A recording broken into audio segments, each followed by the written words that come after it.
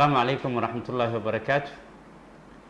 waxaan idinla wadaagayaa hambaliyada munaasabada 18 guurada ka soo wareegatay aasaaska jaamacadda Simad oo ku beegan 6 bisha November 2017. runtii 18 guuradaas ka soo wareegatay aasaaska jaamacadda Simad marka si loo eego 18 sano waqti fog ma ahan, balse markaad aragto jidkii dheeraa ee jaamacadda Simad ay soo martay iyo caqabadihii laga soo gudbay iyo horumaradii la gaaray, waxaad arkaysaa inay jaamacaddu samaysay taariikh weyn oo ay ummadda Soomaaliyeed ay ku faani doonto karto.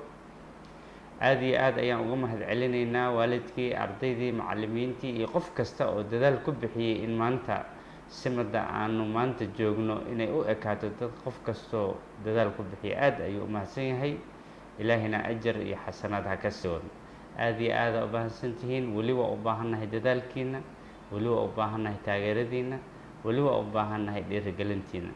waan idinkaga mahadcelinaynaa.